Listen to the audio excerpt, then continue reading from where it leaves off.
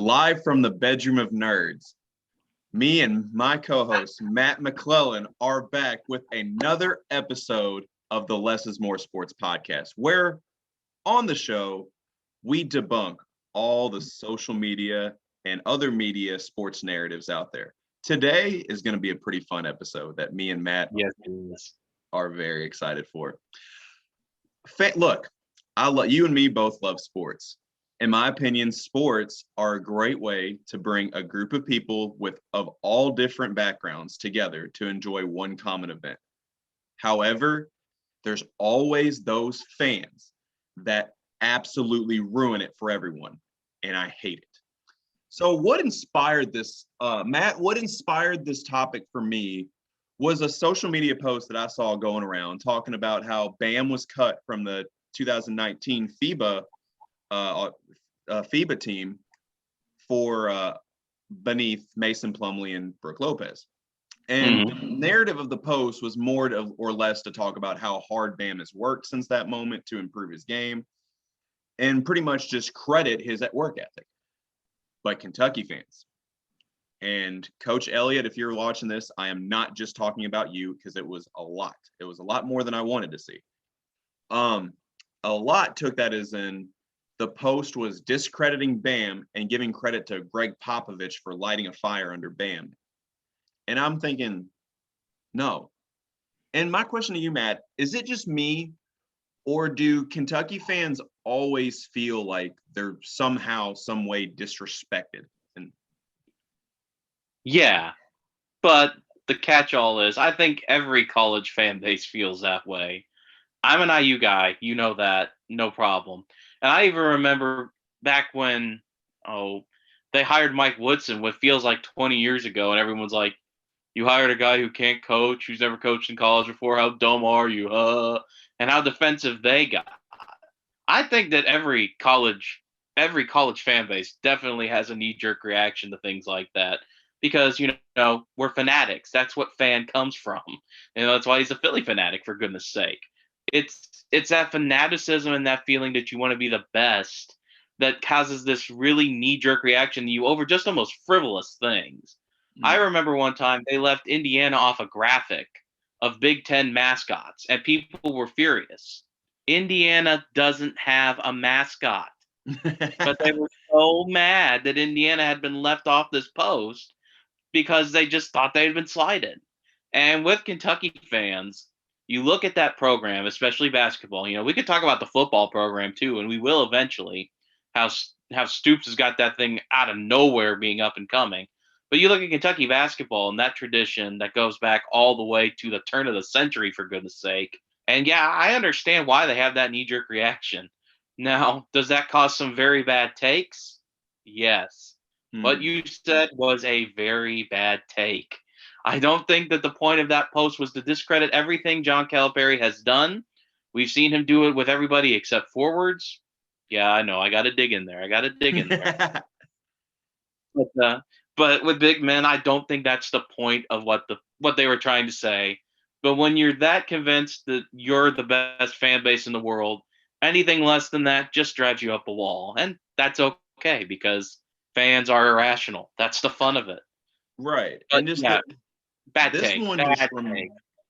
Right. And this one, it reminded me of a few years ago when, I don't know if you remember, but it was another FIBA basketball auditions. And there was a rumor that surfaced that DeMarcus Cousins may be left off the team for Mason Plumlee. And keep in mind, that was a rumor. So Coach K. Plumlee keep ending up in these things is what I want to know. Well, I'll get to that here in a second. So Coach K, coach of Team USA at the time, he answered it, I think, as well as you could have in that situation. He said, well, the rosters aren't set yet, but if DeMarcus doesn't make the team, it's not because he's not good enough. It's a character thing. And anyone who knows anything about DeMarcus Cousins knows that's a valid point. Like Cousins is a talented player, but he's a hothead. Just call it like it is. And what ended up happening, Cousins made the team. Mason Plumlee made the team. Then the narrative switched to Mason Plumlee made it over John Wall. Okay, no. Mason didn't make it over John Wall. Derrick Rose, Steph Curry, Kyrie Irving made it over John Wall. But of Pretty course, good player. yeah, I'd say fair, Steph Curry. I really want to see him win the big one, but I think he's a great talent, but I mean, he hasn't really left his mark on the game of basketball, I guess. all he can do is shoot. I mean, John Wall, he had that dance. Yeah. I was like, can you Remember do it, that Matt? dance? Can you do it, Matt? I don't know. Was that the one that goes like this, where you just kind of move? It's fairly easy to do. It's actually the shiz, but of course he did it during like one Kentucky event, and of course Kentucky fans, leading on to the point, took took narrative behind it. So right. And then one of my favorite ones that happened more recently than that one, of Kentucky fans just feeling like they're disrespected, was when Dick Vitale named his top 5 one and dones. Now all he did was name 5 players, 5 one and dones that he thought had the best one season in college basketball. I cannot emphasize enough, he did not rank them. So he goes Zion Williamson, Anthony Davis, yada, yada, yada. Kentucky fans took that as if he was ranking Zion above Anthony Davis. And that started a complete Twitter frenzy that I wish I had never seen. Because I listened to him live say that, and he did not rank them. He even addressed it at the next game he was calling and said, look, I didn't rank these guys. I just named 5 players that had the best one season in college. But he kind of gave a very passive aggressive jab at Kentucky fans by saying, he goes, but Big Blue Nation, they get really passionate if they feel like you're disrespecting one of their guys. And I was like, my man, Dick Vitale. I mean, he's right. He's right. Or Duke Vitale, depending on who you're talking to. I think Duke Vitale is pretty fair, though. I mean, as a Duke fan, he is a very Duke-leaning reporter. I will dispute that. But I guess piggybacking onto your point, though, I mean, every fan base does have those guys. And I notice it with Kentucky fans being a Louisville native. And I'm sure you being an Indiana native, I mean, you could probably tell me more about the IU and Purdue fan bases than I could, honestly. You want to know the ironic thing, Les? What? Is that in this part of the state, it's not IU and Purdue, it's IU and UK. You don't get Purdue people until you get north of Indianapolis for the most part. Around here, because a lot of people migrated from Kentucky. Oh gosh, we're gonna do sociology on this show. Hooray! That's what people have tuned in for. Fact of the day, but from Matt McClellan. Because people migrated up here from the areas of Kentucky that mined for coal and the Rust Belt for factory jobs. A lot of people do have that fond memory of like the 50s and 40s UK teams. So around here, it's actually a bigger dynamic of UK and IU fans because of the migrations of people. But there are nuances to it. There are Purdue fans around here. Heck, there are Louisville fans. Sellersburg is a big Louisville area from what I've seen. So it's weird because, you're totally right. Every fan base has that group that you're just like, I don't even want to respond to that Twitter comment. I don't want to look at that account. I'm scared. Mm-hmm. But it's interesting to see just how, because I actually have more experience with UK fans and how passionate they can get over just like small things.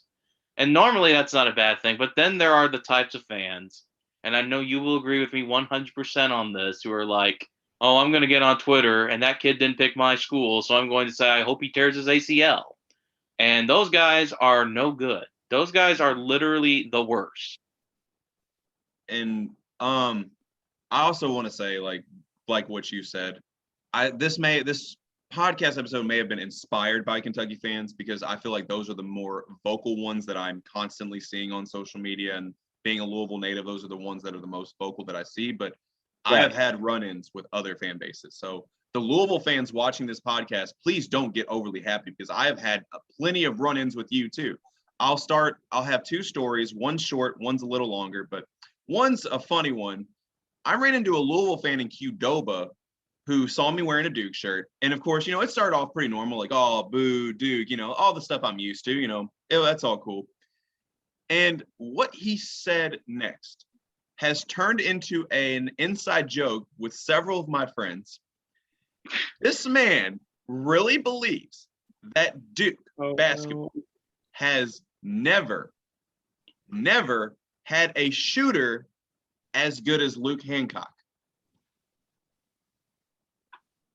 I'm not frozen. I'm just in shock. Yeah.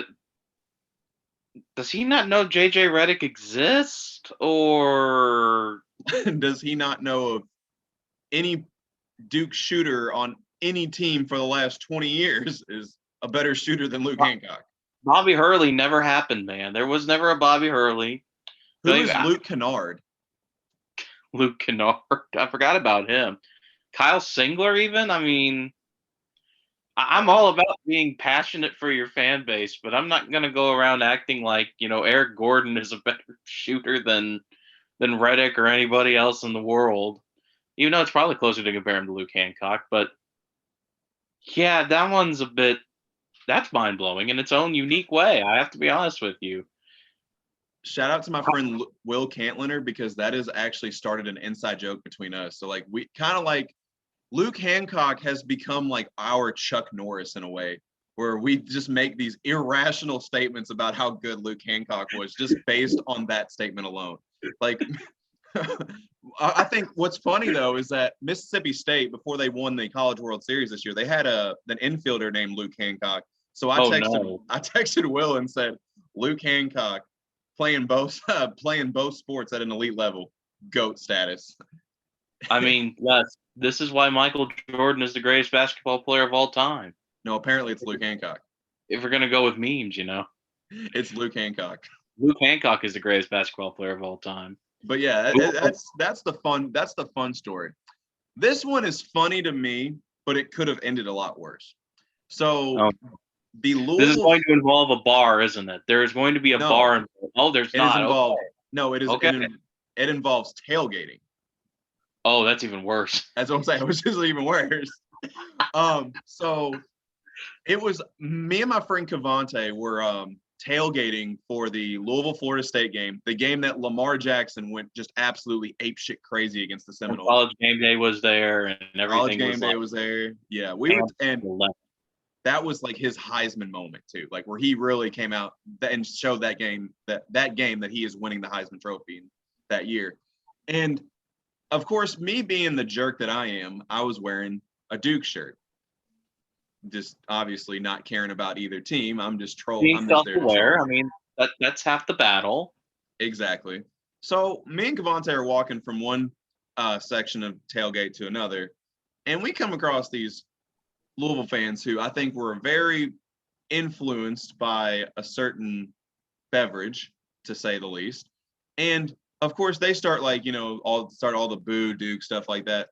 Well, this one guy starts going, "Hey, you remember when we kicked that ass in 2013 and on our way to a championship?" And I said, "Yeah." And then we won in 2015. And then he goes, "We still kicked that ass in 2013. I said, "We still have 5 championships, bud." And then he says, "Oh, yeah? Well, y'all are a bunch of Catholic school," insert homophobic slur. And I looked at him and said, "They're not even a Catholic school, bro." Yeah, there are so many things wrong with, in addition to using a slur, which is already deplorable behavior. Don't do that. It's reprehensible. Don't use slurs when you're addressing anybody, period, end of statement. But also the Catholic school thing, that I mean, they're a private school, I think, but they have no denomination. But they're not Catholic. No, I mean, what, you think you were Butler or something? What do you think? They're Notre Dame? Like, come on now. Okay, well, hey, they should be in the ACC. Now, that's a fan base in Indiana that is kind of unique, is when you encounter a Notre Dame football fan. Because in spite of the fact that I don't think any Indiana fan would even try to argue with them, because Indiana football basically didn't exist until last year, in case you weren't paying attention. They go out of their way and just kind of pick on IU people. Like, yeah, we have 7 national championships. And I'm like, I didn't even say anything. I know Notre Dame. Yeah, Joe Montana went to Notre Dame. Indiana has like 1 Pro Football Hall of Famer, and he played in the 40s. I wasn't going to argue with you, guy. I mean, I'm sorry Alabama kicks your butt every year in the playoff, but it's not my fault. I wasn't gonna say anything about it. You're the guy. You're the person getting in here. So I don't know why, but Notre Dame fans, whenever I see them, I don't know. It's by the fact that I don't think they care Indiana football exists, and I don't even care Indiana football exists sometimes. They're just kind of like, yeah, Notre Dame's number one in the state. And I'm like, no dip, Sherlock. Of course they're number one in the state. When was the last time Ball State went to the playoff? I don't think they've ever been to the playoff. I mean, they had Nate Davis for a while. I was about to say Purdue, Nate Davis was a baller. Like let's not discredit Nate Davis now. But I mean, they have a MAC championship. Indiana, I think, made the Rose Bowl in 1967. But I'm like, I'm not trying to argue with you. I didn't even look at you. I'm just wearing an IU shirt, dude. Come on. I'm sorry for existing. Yeah, I'm sorry that I dared to exist in your presence. And the ironic thing is, I don't even think the guy who was most vehement about it went to Notre Dame. I think he actually went to where'd he go? In the University of Indianapolis. Mm. And I'm just like, so you didn't even go to the school, and it was a confusing situation. Ironically, I think that happened in a Chipotle. So the moral of the story is avoid those restaurants. Avoid Qdoba and Chipotle, and you won't get attacked by strange fans with weird taste. Or even at least stick to DoorDash. Yeah, do DoorDash. We're still in a pandemic, people. Save yourself from bad sports takes. Use DoorDash. Tip well. And on the flip side of that too, I could tell you from another fan story of the most embarrassed I was to ever be a Duke fan. Now, I don't know if you remember this story. I actually even mentioned it in one of my favorite articles that I wrote for the Sentinel News. It's actually a article about trash talking in sports. It's called Fair or Foul. For those who are listening, go to the sentinelnews.com and look up Fair or Foul. Definitely give it a read. It will definitely be worth your time. But it was a trash talking moment from Duke fans. In 2013, Duke hosted NC State in an ACC conference game. A week prior, point guard for NC State, Tyler Lewis, lost his grandmother. Right. So what does our fan base think it's a good idea to do? How's your grandma? Oh. Most embarrassed I've ever been to be a Duke fan. There's no room at all for that. I'm all for good, clean trash talking. But when you are just going to degrade someone's family, that is just tasteless and not unexcusable. By far. We can talk about the Eric Maynor shot. We can talk about losing to Mercer in the first round of the NCAA tournament. No, I was not embarrassed to be a Duke fan for those moments. But when our fan base attacked dissed someone's deceased grandma, the line. Cross the line. So I'm not here just to bash any one fan base. Even though, there will be a segment later on in the show where we do throw a little shade to some fan bases out there. The one moment in Indiana that I think, and I'm not even really sure if it happened, it's going on a report, but I wouldn't put it past them, was back when they played, ironically enough, UK in 2012 in the infamous Watt Shot game. You know what I'm talking about, 2011-2012 season. Apparently, people threw batteries in Anthony Davis's mom. And if I ever caught somebody doing that, that's disgraceful. That can cause bodily harm. Those things have acid in them. They're heavy, they're hard, and no one should be punished just because their kid plays for the team that's not yours. That is low down, bodily harm, physical assault behavior. And if that's ever confirmed and they find out who did it, I hope those people are banned from the arena for life. Even banned from 500 feet within the arena, because that is just, you cannot do something that could potentially maim or injure someone just because you're upset their kid's not playing for your school. That is a me first mentality, and it's incredibly stupid. And if you throw things at people for that reason, then you don't deserve to be in the building. Bottom line. No. You don't deserve that. It's a privilege. It's not a right, and you have abused that privilege. And the minute you abuse that privilege, you need to be taken outside. Absolutely. And honestly, I wouldn't be surprised. It's kind of like what we've seen, ironically, with the NBA playoffs. I mean, the fans throwing popcorn and water bottles and spitting on players, like that type of behavior that you were talking about. That's bad for the game. It's bad for the game. It's bad for the game. It's bad for the experience of fans just trying to enjoy a game, and it's just a bad image. And just don't do it, people. Just stop. Like, just enjoy the game. Cheer for your team. You want to have a little fun trash talk? Cool. Do all your thing. Okay, Suns in 4, great. Understand. Dude threatened you, so I understand. I can definitely defend that punch. Yeah, I can defend that. But like when you're just because you don't like, of course, I'm okay. For one, I'm not a big Trae Young fan, but what was it? They threw popcorn at him? Unexcusable. Yeah. Wrong. I would never ever treat Trae Young like that. I don't hate Trae Young the person. I just dislike Trae Young the player. Two different things there, bud. And there's a very distinct difference between throwing popcorn and spitting on him and saying you're balding like they did. Yeah, Trae Young was funny. Yeah. That's funny. Throwing popcorn and spitting on a guy just because his team is beating yours is ridiculous. Absolutely. And that's just where fans cross the line. And credit to Madison Square Garden. They took care of that. They banned that guy. Credit to the 76ers. I think they revoked that guy's tickets who poured popcorn on Russell Westbrook. So I'm glad there's a no tolerance policy towards it, but I would really like it if that behavior didn't happen in the first place. But like we said at the beginning, fanaticism causes people to do crazy things. So when it happens, you just got to stamp it out.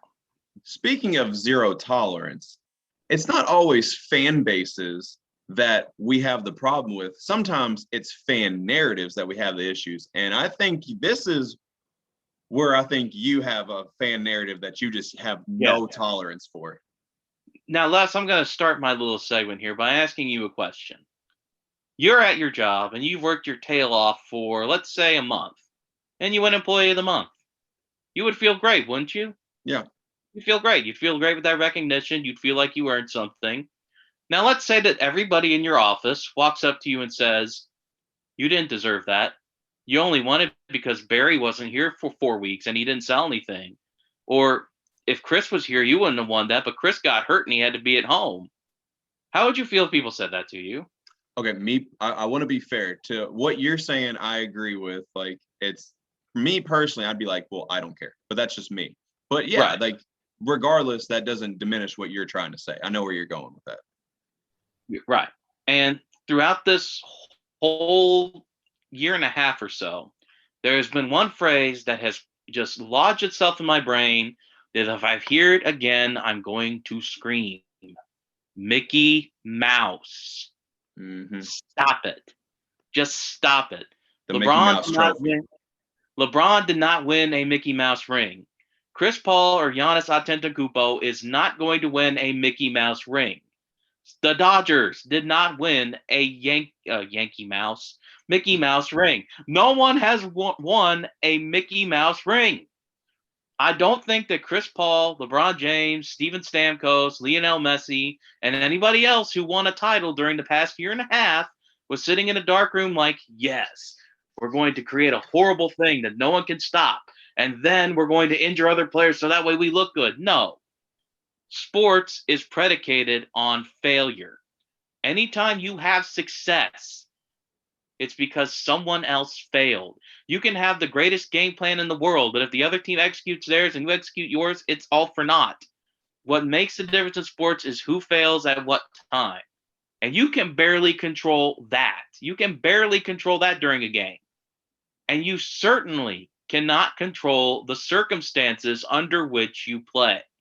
You can't control who gets injured on other teams. You can't control where you have to play on a certain night because of certain precautions. You can't change that.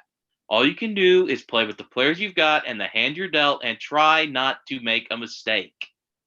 And so when I see people on Twitter posting, oh, this Suns ring won't count if they win it, or, oh, I don't think the Bucks ring will count if they win it, or the Dodgers ring didn't count if they win it.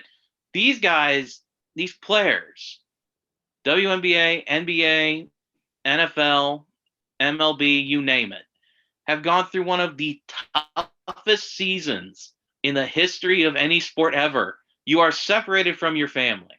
You are being tested for a disease that could be deadly to you every week. You are still sacrificing your body so people at home can watch you on TV and cheer you on. that would make the common person have a mental breakdown, I think. Yeah, you're making millions of dollars, but you can't see your family. You're in a bubble. You're constantly traveling. It's even more of a burden than it would be if there was nothing going on. And then because somebody on another team you didn't even play happened to sprain their ankle, it's your ring doesn't count because you didn't play Anthony Davis. No, no. If a team is well constructed enough, it doesn't matter who can play because they should be able to win. Bottom line. I know Anthony Davis is a big name, but you can plug Marcus All and you still have LeBron James. You still have Andre Drummond. You still have Dennis Schroeder. You still have Montrezl Harrell. The Suns won that series. That's the bottom line. The Tampa Bay Lightning scored on Carey Price, who's a Hart Trophy winning goalie every year in and year out. They won that trophy. You can't tell me that they didn't win the trophy just because they didn't do it the way you want to do it. Mickey Mouse is a dumb term, and we should ban it from Twitter, along with, and this is why blank is the greatest basketball player of all time under an unrelated meme. Because it doesn't do anything. Just because somebody doesn't win the way you want to doesn't mean it's invalid. And people can no control over the circumstances in which they win. Things happen. Things beyond their control happens. It's their job to go out there and win. And regardless of what you say behind your Twitter keyboard, nothing is going to change that. They are either going to go out there and win or they are going to go out there and lose, regardless of who is on the floor. And that's why it's so silly to me that people are like, oh, well, it doesn't count because of the circumstances. These circumstances are extraordinary and they make it harder to do certain things. So I don't want to hear it. Your team had as valid of a chance as they did. And just because they didn't doesn't mean that this team should be punished because they are. You don't control when you thrive. You don't control when you win. It just happens because you're doing your best. You have no control. Get over it, just like you have no control over who wins the title at home. So just forget about it, enjoy greatness, and watch the game. And Matt said this in a much nicer way than I'm about to. Fans, shut your damn mouth. Exactly. And if Matthew Spencer, if you are watching this right now, I hope you heard every freaking word Matt just said. Because actually, Matt Spencer is a good friend of mine, but he was on this very podcast, and I asked the question because this was a very common topic during when coronavirus, the NBA season was just starting back up in the bubble, and trust me, it's very relevant to what you just said. The narrative was, should the NBA champion have an asterisk behind their name? And I said, absolutely not. That is stupid. And then Matt said, well, what if one of the stars gets COVID? I said, how? Okay. And I said, how is that any different than when Kawhi Leonard sprained his ankle against Golden State? Golden State still got past the Spurs. They still went on to win the NBA championship. Okay, yes. Would Kawhi have helped? Absolutely. But Kawhi got hurt. Injuries are a part of the game. Unrelated factors that you cannot control happen all the time. At the end of the day, you just have to win the game, and that's it. Anthony Davis would have helped the Lakers. But at the same time, the Lakers were going off 71 days rest before they restarted a whole nother season. And they were probably gassed too. They probably were low, even though you're trying to win everything you can, they're probably happy now that they're getting some rest before the next season starts. So, unrelated factors maybe, or factors that like that have always been a part of the game. Go back to the once known as the Jordan flu game, now known as the Jordan food poisoning game. I mean, that was unrelated to basketball, but say Jordan had to miss that game. It was from food poisoning. I mean, Spencer tried to rebuttal with me by comparing. He tried to give me a biological difference of a virus and an injury. I'm like, okay, you're missing the point. At the end of the day, a star player is missing time. Yeah. Did you play the game? Yes, exactly. Next man up. Next man up. I'm sorry. Yes, it hurts to miss a star player, but it happens. We see it every year. It's no different. So to me, it's an insecurity within sports fans because, like you exactly said, things didn't happen the way they wanted to happen. It's the same insecurity bullshit that we see anytime a star player leaves a team and you see these fans burning their jersey. It's the same dumb shit. Like, oh, he didn't do what you wanted him to do. Well, I'm sorry, he's not you. you probably don't know him or have any impact on his life other than that you probably give him money by buying his merchandise. Other than that, And then you have burning no it. effect on him. These athletes are human beings with families that have to do what is best for them. So, and that's the narrative I hate when people say, "Oh, like LeBron shouldn't have went to Miami." Why not?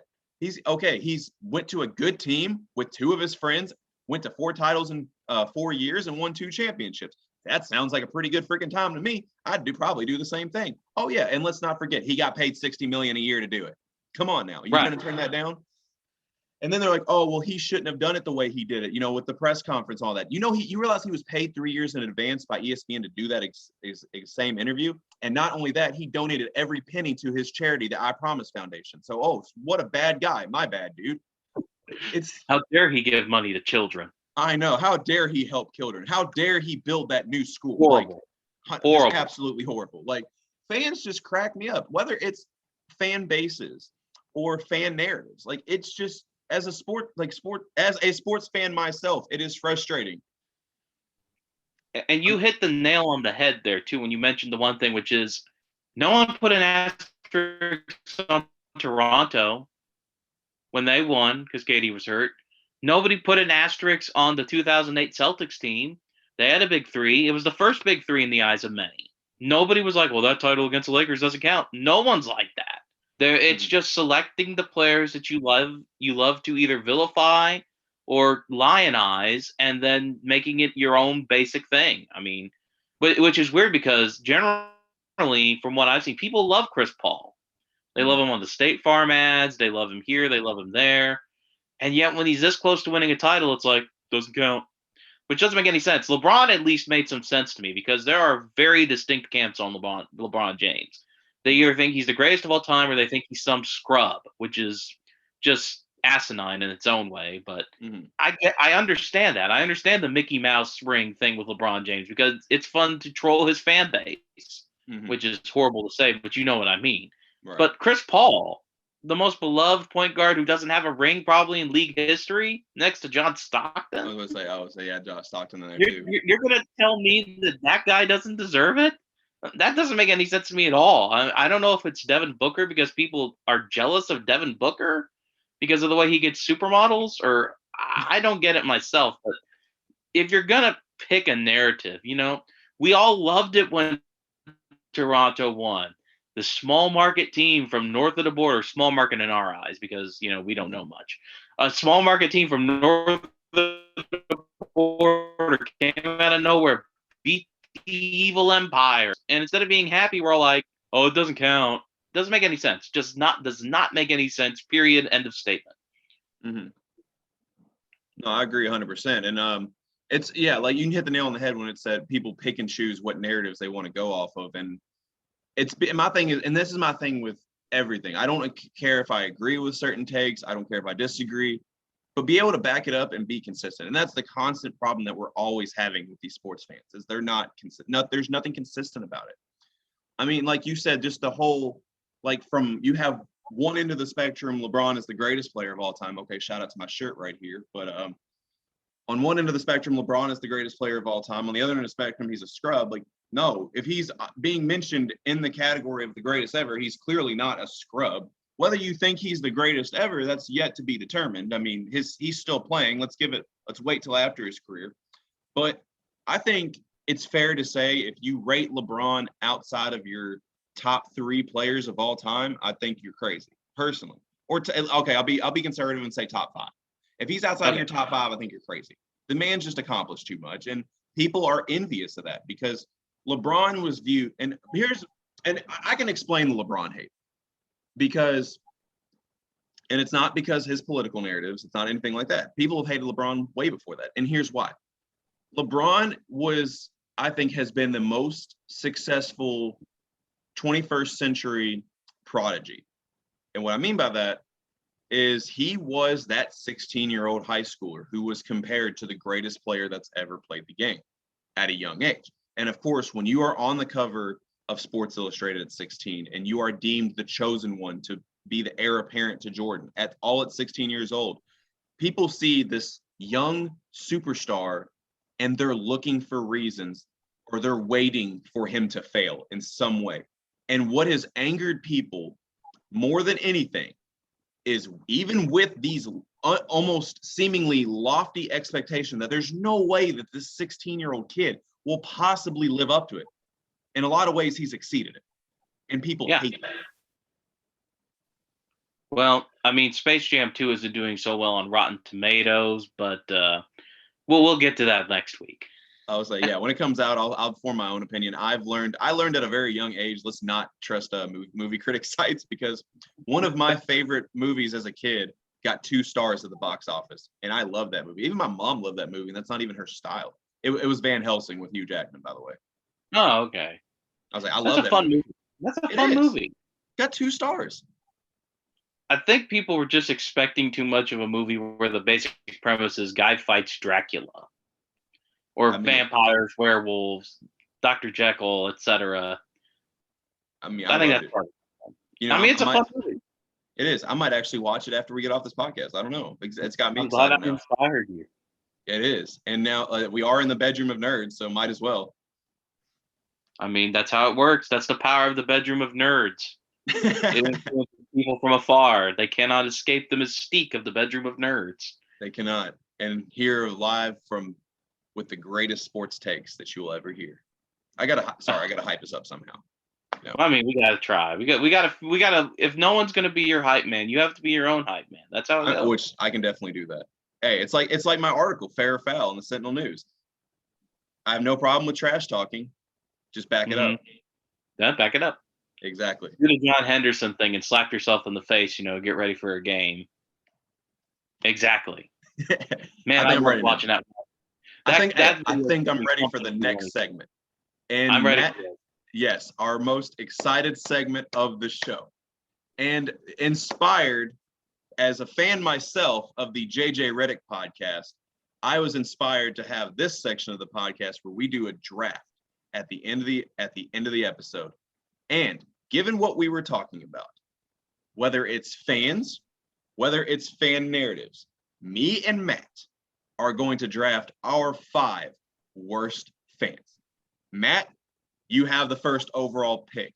Who is the Anthony Davis of this draft? For me, there is no question here that the number 1 overall pick would be fans of Tom Brady. And I understand. I used to be among the people who would do everything they could to not admit he was the GOAT. And after this season in Tampa and the year before that with New England and just all the winning he did, I was like, okay, you got me. No other person has 7. He could very well win 8. He's an ageless wonder. But man, Tom Brady, I guess the phrase would be stands on Twitter, can just get under my skin so very quickly, because even when you praise him, you're not praising him enough. Or you point out something weird and they're like, oh, well, he still has, it could be something totally unrelated. Maybe he invested in a business and you're like, I don't know if I would invest in that business. And it's like, well, he still has 7 rings. I'm like, 7 rings it's an Ariana Grande song, but it's not the answer to all life's questions here, people. And I mean, it just never ends because, you don't praise him enough. You praised him too little. And it can just get under your skin very quickly because you could be tweeting about something unrelated about Peyton Manning, and then one just pops up like, well, Tom Brady better. I'm like, I'm talking about Peyton Manning hosting College Jeopardy. I don't think Tom Brady wants to host College Jeopardy. I think he's too busy training in Tampa. Well, you see, Matt, he's more qualified because he has 7 rings. Well, yeah, he knows the answer to Final Jeopardy because he has 7 rings.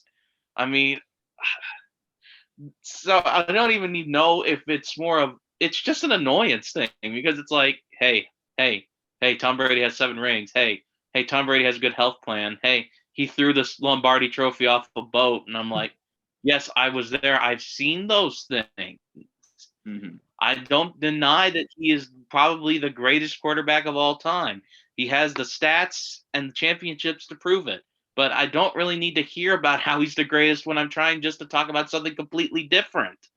So that would be my number 1 overall pick, Tom Brady's fan group there. So you've told me you've got a surprising one for your first pick, so I can't wait to hear it. I'll say I do. I also just want to point out that we are starting off this draft hot and heavy, throwing shade at the GOAT, and I'm all here for it. I'll say my number one fan base that I cannot stand. This stems from my early days as a Duke basketball fan. I'm going to tell you, the nastiest fan base that Duke had to deal with year in and year out was not Kentucky fans, was not Louisville Are fans. you going where I think you're going? Let me ask you this, Matt. Can you imagine a fan base figuring out which hotel a team is playing at, pulling fire alarms at 3 a.m. so teams don't get rest to play the next game? Can you imagine fans getting into physical altercations every game?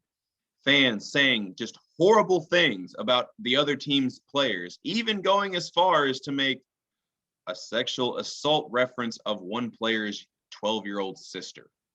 Disgusting. Mm-hmm. And what fan base am I talking about, Matt? None other than the Maryland Terrapins fans. Future members of the Big Ten. Future members of the Big Ten. And being that they are out of the ACC, I am so glad that Duke does not have to go there as often anymore, because I do not miss hearing, even as a fan at home watching the games, ESPN did their best to block out some of the things that were being said at our players, but they didn't get it all.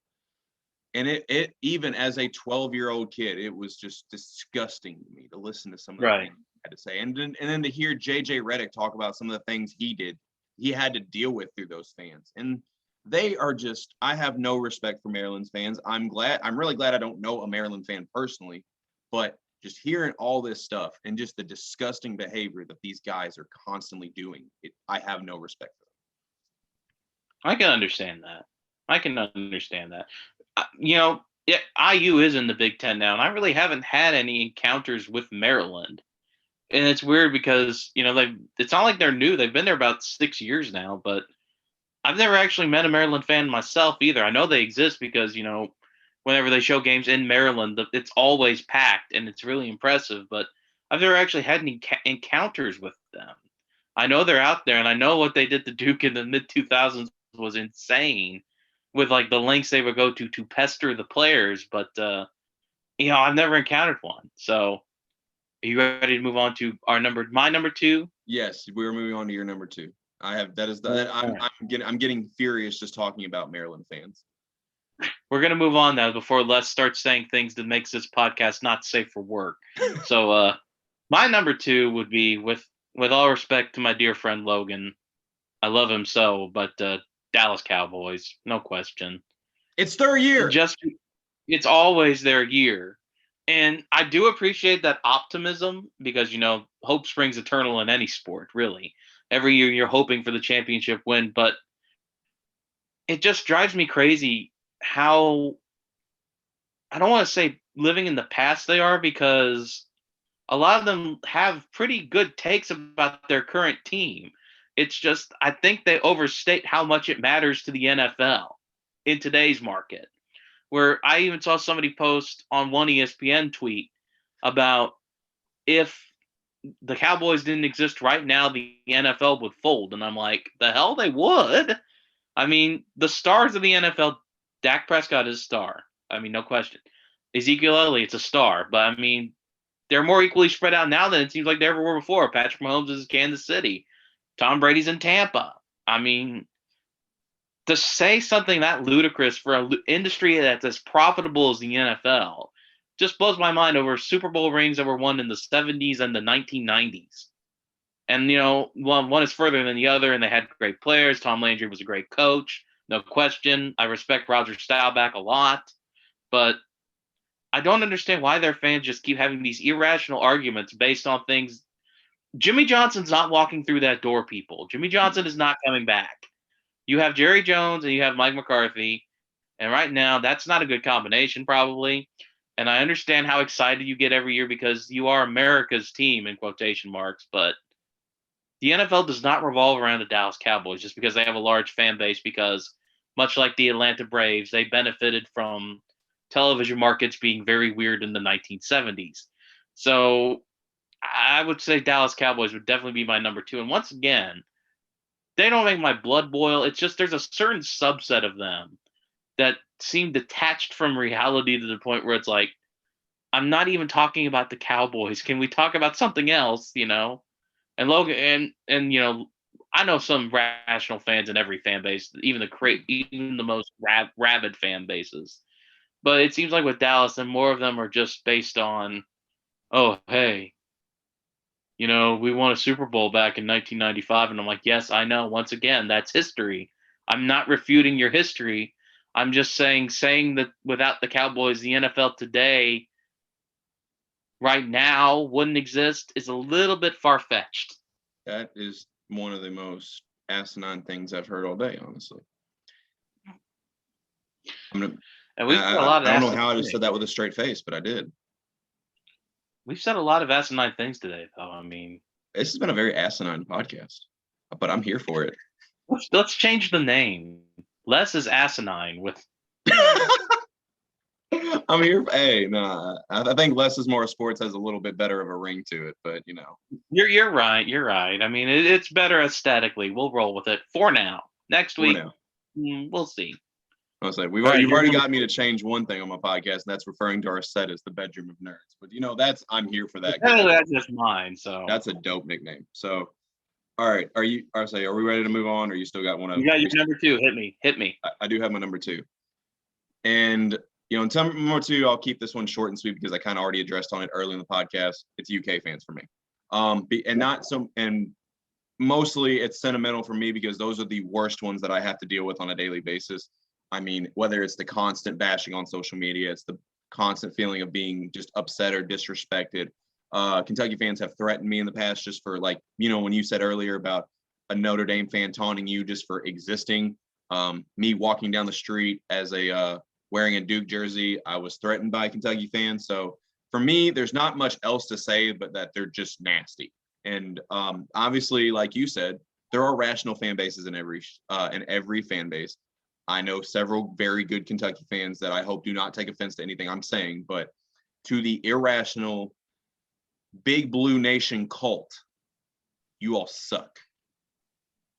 Stop it. Okay, I'm ready to move on to number 3.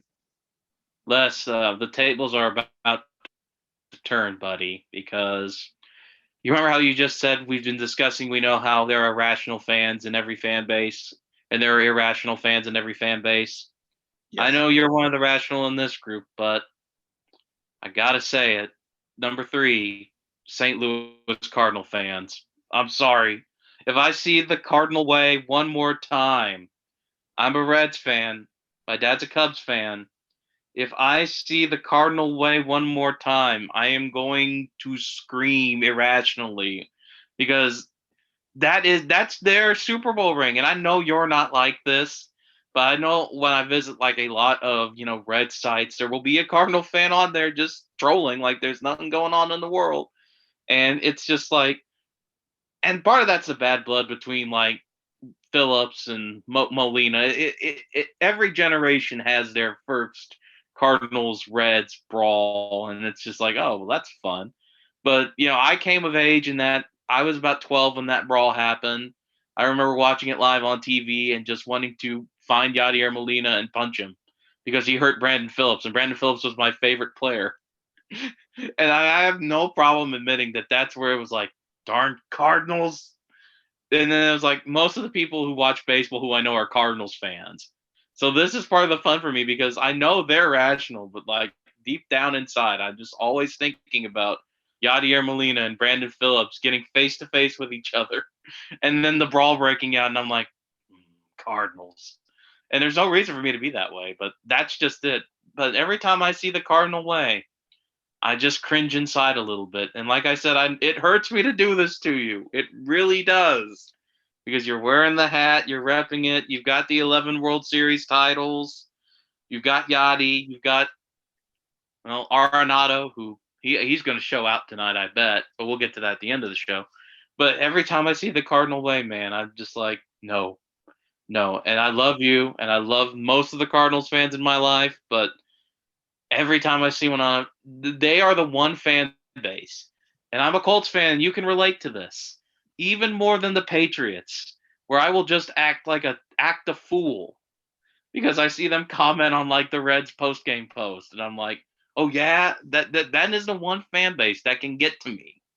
And I think, and I'll never understand why. It's probably because baseball was my first love. Mm-hmm. But that is the sole reason why. And I apologize in advance because I'm about to get roasted, I know, but the number three's got to be those St. Louis Cardinals, those dirty birds, man, those dirty birds. And I love you, Les, but I got to go with my gut. I got to go with my gut. Well, that's what this episode's all about, just going with your gut and what fan base really irks your nerves the most. And I respect that because that is your opinion, and I respect your opinion. And And I let me tell you respect why. whatever. Before I get to my number three, let me tell you why I disagree with it. The All right, Cardinal way. I don't know how the people you're seeing it are using it, but the Cardinal way is just our organization's another way for our organization of just saying, find a way to win. That's all it means. I don't know how it's used, but if it's used anything other than that, then that's on that fan for being an idiot because that's all it means. As for Mr. Brandon Phillips, you should not talk shit about our organization and then go up when Yadier Molina has asked you not to tap his knee braces with your bat and proceed to tap his knee pads with his bat, because Yadi is not someone to mess with. I've seen him. I've seen what that arm could do. I don't want it swinging at me. Trust me, it's not good. He has thrown out more base runners than any catcher you can probably think of. He's got the highest percentage of throwing out base runners of any catcher that's ever lived. So he's got to have a cannon for an arm. So why do you want it swinging at you, Brandon Phillips? I got to question your mental health at that point. So stop it. And I'm glad you're not relevant anymore. He's actually playing for the Lexington Legends. They're an independent thing, I think, down there. They play like the Florence Freedom up near Florence. Mm-hmm. And before we go on, the best part of that brawl for me always was Scott Rowland like being so torn on what to do. I know, because right? I love the Cardinals, but I'm a Red, and I love them. Who do I fight for? It's like the ultimate. He was so torn. So I guess at the end of it, he just wanted to play peacemaker, which you gotta love him for it. That man deserves a Hall of Fame. That's all I gotta say. I love Scotty Rowland. Love me some. Now Scotty that our Rowland. disagreement is over, you're number three. Actually, I want to say one more thing though. It's funny that you said Cardinals fans, because I thought about putting Reds fans on here, but the other ones are just too good to pass up. So I'll leave the Reds as an honorable mention, because I've had some run-ins with some Red fans and it wasn't fun. Oh, but anyways, I as a Red fan have had encounters with Red fans at the ballpark. They're an interesting one, that is for sure. But yes, when the Heineken is flowing, yes, my number three, and get ready to piss off most of the people that we know, Matt, when I say this one. I know what it is. Yes. Ooh, much like your first overall pick, mine is not associated with a team, but a player. When you are prematurely donned the GOAT, when you struggle in playoff games, when you cannot throw outside passes, your completion percentage in college was under 50%, and your bowl game stats were absolutely horrible, and it is translated to the pros. Teams, you are known for being a fun quarterback to watch that can make dynamic plays with his legs, but how you beat him, you stack the box. I mean, you contain him in the pocket and make him throw to the outsides. And that's why he has not been able to be successful in the playoffs in the NFL. And that player is Lamar Jackson. And I want to start by saying, I like Lamar Jackson, the person. I think he's a good person. I will admit he is a fun player to watch. I can see why he has a lot of fans. Mm-hmm. But my issue with Lamar is strictly his fans. If you say anything short of Lamar Jackson is the greatest quarterback you've ever seen in your life or greatest football player you've ever seen in your life, you're all of a sudden a hater, and sometimes even worse. There's, for lack of better words, there's too many social narratives that attach themselves with Lamar Jackson. And it's just not true. When I remember the topic became when Lamar became an MVP candidate, that it was another example of an African-American quarterback being shorted. Yes, the NFL has had their examples of shorting African-American quarterbacks. I don't dispute that. But Lamar is not one of them. Lamar, for a good reason, Bill Polian said needs to switch to receiver or running back or whatever it was. Because in college, he struggled passing the ball. He pretty much was a running quarterback. He played in a Bobby Petrino system that allowed receivers to get open so that he looked better as a passer at times than he was. But his bread and butter was his legs and his athleticism.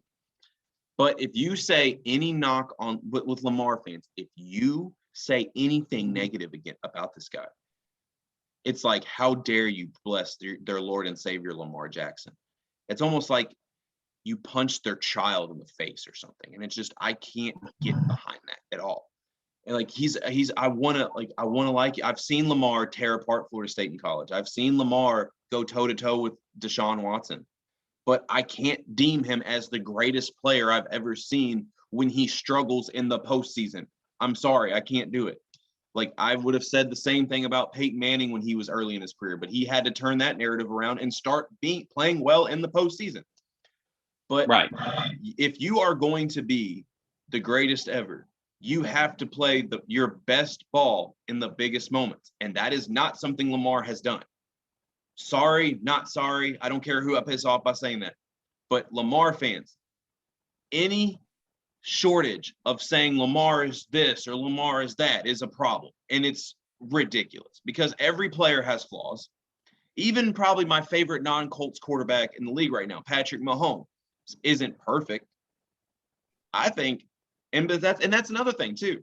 Lamar is deemed the baby goat to Tom Brady's when you have someone like Mahomes playing. No, like, I'm sorry, Mahomes is way more successful to this point in his career than Lamar Jackson. Just stop it. Like, we can't, it's the same. It's those Lamar fans that premeditate everything and think that you are just so disrespectful if you say anything negative about their child, Lamar Jackson. And it just upsets me very much so. Right. I totally get that. I've even been a little bit irked by some things that have been said about, and I think a lot of that is just having a lot of pride in the city itself and the program. And I will, the one thing I always kind of defend him on is that Bill Polian thing. I feel like that was a little bit justified because I feel like it was kind of a knee-jerk reaction and that they really wanted to give him time to develop, because I can understand, like, if he would have ended up in like a Jacksonville as a quarterback, yeah, I would have encouraged him to switch, but he was in a good system at Baltimore. Mm-hmm. The Ravens are a great organization, period, end of statement. And if he could learn some throwing methods from some of the coaches there, that could be a different thing. I think the problem with the Bill Polian thing was that it was a little bit presumptive, if you know what I'm saying. Like, he would get sent somewhere where that would be necessary and they wouldn't have a good enough rapport with him and a good enough standing as a franchise itself to get him to the point where he could throw the ball at the NFL level. So I will defend him on that. But everything else, I think you hit it pretty darn well. It's kind of like, it's exactly like that Tom Brady thing. If you say something that even when you laud him, it's a little bit, you're not lauding him enough. Right. And it can get annoying because, like, you're just trying to have a good take. You're trying to figure out what's going on with him, and you're just being told, like, no, you're blind, you're a hater, when you're actually just trying to make a constructive thing. And that does get annoying. Yeah. That's one of the things I hate about a lot of fan bases, is how, like, they don't accept anything constructive. And that's a personal thing. We don't like to be criticized. Mm-hmm. We don't like it when things we like get criticized. I get defensive over movies and music quicker than a lot of people, and that's part of self-awareness. But at the same time, how that affects other people, you can't control. Right. And it does get very, very divisive after a while. Well, not divisive. It does get very call it like it is. It is divisive. It is divisive. I'll say. Yeah. Call it like it is. It is divisive, really. All right. So I think I'm on number 4 here. We're on number 4, yes. this may surprise you because, or you may back it up because I don't know how you feel about this fan base. I think we might feel the same way about them. But number 4 for me, Tennessee Titans. I I was I will surprised, now let me say this. Let me say but this. Let me say this. I mean like online type, trolling Titans type fans. I don't mean the people of Nashville, Tennessee, and I don't mean people who have actually met. Most Titans fans I've met in real life were amazing. They were great people. They just really like Nashville and they like football. But mhm. there's something about their online fan base that just kind of just rubs me the wrong way with all the hashtags and the feeling that they're the greatest franchise of all time and this weird like vendetta they have against Colts fans, which is weird because I think it's like you said earlier with another example. It's kind of like the Colts were so successful from like 1998 to like the end of the Manning era and into the Luck years that like when they were winning the division, making the playoffs, and Tennessee would be up and down, up and down, up and down. That I think it may be a little bit of like a hey, we're finally really good. We can stick it to Big Brother now type thing. And I'm not saying Mhm. that they're like a little brother type fan base, but I think that's why I online will. it gets like that is I'll because say it. it's what you I'll you say think it. so? I'll say You it. think so? Y'all are Because now little with brother. Go Colts, baby. Derrick Henry and Julio Jones and AJ Brown, Tannehill, they really do have a great offense. I They can't do. deny that. They have a good And defense too. I mean, they signed Bud Dupree in the offseason too. I mean, they have a exactly, very well-rounded team. Mike Vrabel has just done wonders for that organization. yeah. And I don't blame them for being excited, but I just don't like how like the past couple of years been like an all-out war. Like when they beat Indianapolis last year in the game where DeForest Buckner was out because of COVID and so was Taylor, Hmm. and it was just like Derrick Henry ran all over them. You would have thought they won the Super Bowl the way they acted. It was Hmm. like, oh come on, guys. And then I realized, turnabout is fair play because we could have been like I could have been like that a lot when the Colts would win, 35-10 or 35-16 or something like that in Hmm. LP Field, and it was, and you just wouldn't because you didn't want to troll. But I kind of get it, but at the same time, it's like, come on, people, you've made the AFC Championship, and that's about it.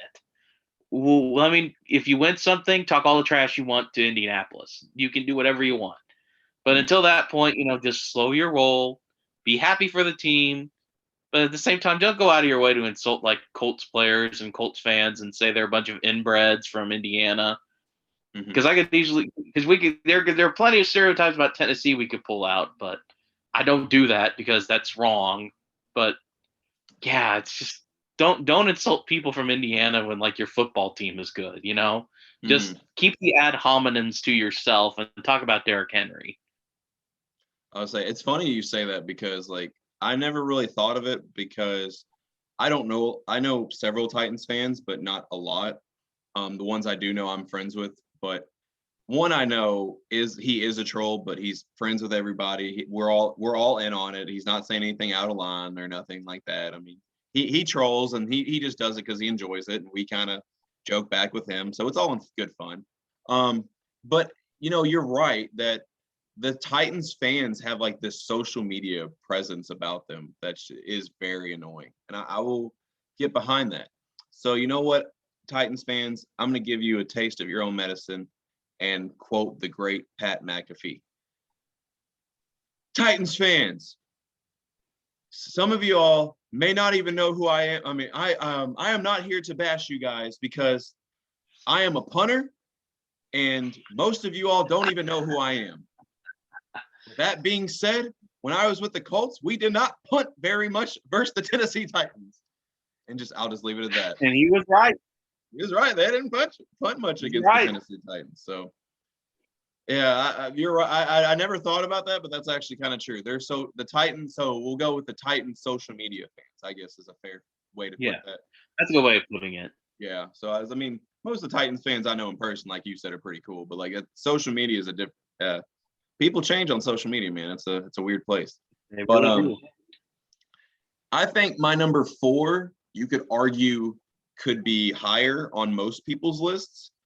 But at the same time, we're talking about our own personal we're drafting our own personal fan bases that we've had. And, I don't really deal with this fan base often, but there's the stereotypes are there. And that is the fan base that poisons trees, that rapper Yellow Wolf makes a music video of him shooting an Auburn fan in his dad's backyard.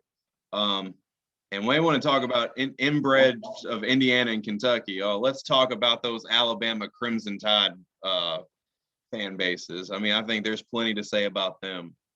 And of course, it's only gotten worse in the Nick Saban era when they win 6 national titles. But of course, I got to give it. I got to give it to you. I got to give it to them. They're a great football program. But I mean, when you were walking down the street in Alabama and people greet you with Roll Tide, that sounds almost cultish as well, just like what I said about Kentucky fans. Bama fans are a different breed, and they would probably be higher on most people on my list if I lived anywhere close to Alabama and had to deal with that BS every day. But obviously, with Kentucky fans, I'm dealing with it every day. Lamar fans dealing with it every day. Maryland fans, being a Duke fan, that hits home too. So, yeah. So Bama fans would be higher, I feel like, on most people's list, but obviously I don't have to deal with them as much. So, it's that. So, anyways, that's all I have to say about the Crimson Tide. All right. My final pick is going to be very obvious. And I don't really have much on it because I feel like a lot of people agree. But my number 5 is definitely the New York Yankees, because everyone claims to be a Yankees fan. And yet I don't really know. And I know this is a whole other discussion when it comes to like gatekeeping and things like that, which isn't cool. Things should be accessible for everybody. But it feels like everyone is a Yankees fan who thinks they understand baseball, and then they don't, or they can't. The Yankees fans, I don't know what it is about them that just has a tendency to like rub me the wrong way. Because, like I said, it's like everyone who just likes baseball is a Yankee fan, but you're not really sure what they know. Does that make sense? Yeah, like that's almost like with the Yankees brand being so big. I remember growing up in the early 2000s, and like every rap music video, the lead rapper was always rocking a Yankees hat or everything like that. And I could, being the young fan I was, I grew up not liking the Yankees. I really don't care as much now, but I don't either. I think, like I said, this is one of those things that holds over from youth, because they won everything when we were kids. It was like Derek Jeter was plastered on everything, and everyone was like, "Oh yeah, I'm a Yankees fan." You're just like, "Ugh, I don't want." It's a weird thing, really. It's like I don't even know if I hate the Yankees now, because I like Aaron Judge. I think he's fun to watch. But thinking back on my childhood when like the Yankees just won everything and they crushed every team, and like I said, you couldn't go 2 minutes without seeing someone in a Yankee hat or repping a Derek Jeter like endorsing some product. I really do think it's just from being overexposed as a kid more so than like even baseball itself. I just couldn't articulate that in the words. So yeah, Yankees. I don't even know if it's the fans. The Yankee Empire, if you will, just kind of annoys me because it's just like everywhere. They're the most glorified bandwagon team in sports history. They're like that level of bandwagon team that if you're like in a conversation about sports and you don't know much about sports, but just to fit in, you're going to be like, yeah, I cheer for the Yankees. And that's, I guess, what you're saying is it's annoying because everyone claims to be this fan base, but they can't tell you anything about what's going on because they're just that glorified bandwagon team. Yeah.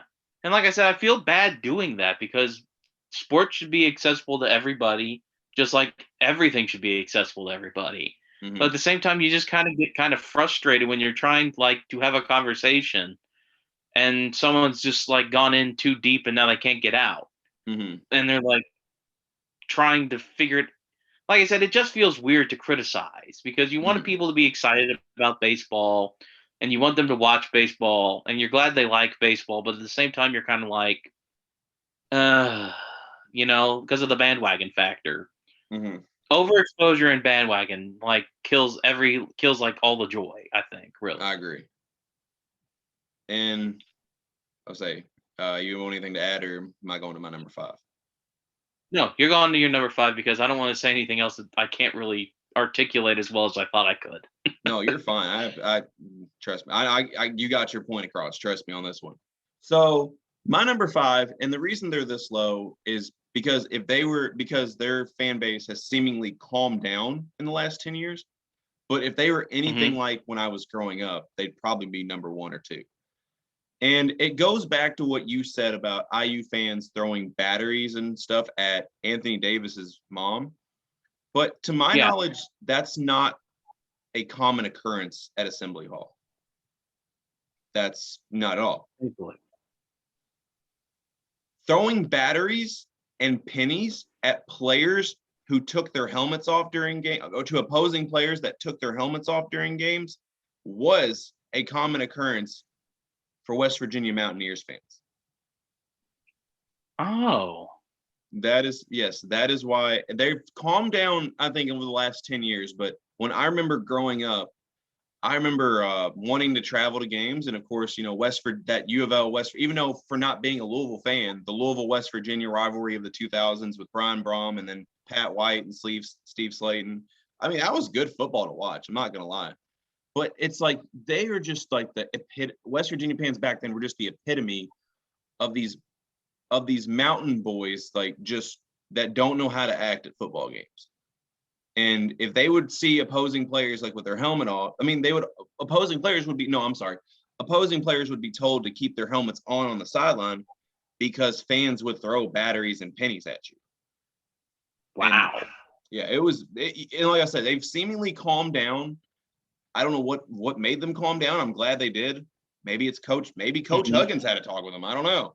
But, the fact that they've calmed down makes them a lot lower on this list, or this draft, I should say. But it was still that memory of growing up hearing, like knowing people that have traveled to West Virginia and had to have kept their helmet on just to keep from getting hurt from pennies and batteries. So, Right. and like you said, fans that do that participate in that kind of activity, I got no time for. Get him out of here. So just a quick little rundown. I guess my 5, my 5 drafted, of course, were let's see. I just had a brain fart. But yeah, so your 5 were again. Number 1 was Tom Brady stands. Mm-hmm. Number 2, the Dallas Cowboys. Number 3, the St. Louis Cardinals, the Heartbreaker. Number 4, the Tennessee Titans online fan base.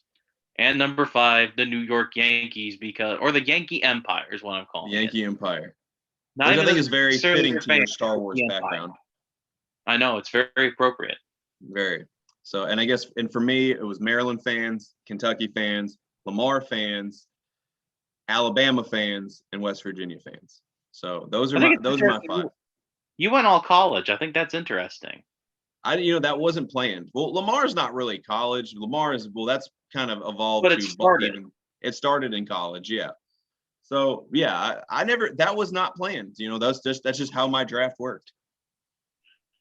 I like it. Before we go, I got to know one thing though. Are we both going for Ohtani tonight? It's the home run derby in about 4-ish hours. So are we both going for Shohei Ohtani tonight, or are we hoping for an upset? I'm going for Shohei Ohtani, not only to win tonight, but to win the MVP in the AL. I hope he does too. I hope this home run derby doesn't affect that swing because, my God, 32 home runs already. 33. Hate to see that. 33, that's right. Mm-hmm. Hopefully he'll get to 66 because I would love to see that. And Noel Devine, wherever you are, I miss you, buddy. You were a great running back. Hey, you were an amazing back. Oh, man, his high school tape is still one of the best high school highlight tapes I've ever seen. He was a demon. But I watched that sometimes just to feel amped for football because it's just so much joy to watch. But I know. Shout out to Noel Devine. Yeah, shout out to Noah Devine. And, I'm not going to lie. Looking back, he had a very good career at West Virginia. But I just remember watching that highlight tape, and I'm thinking I wanted it to be – I felt like he should have been just even better. But, looking back, he did have a good career. So, that sounds – that sounds like I'm kind of being a little naive at that point. But, I mean, that is the difference between a highlight tape and actual game film. But – Anyways, I think that's all the time we have for today. Be sure, if you like what you heard, to like and subscribe to the Less is More Sports channel. And, in the comment section, give your top 5 most hated fan bases. I'd love to hear your responses. But for the time being, it's Les Abbott, Matt McClellan, and we're out of here. Have a great night.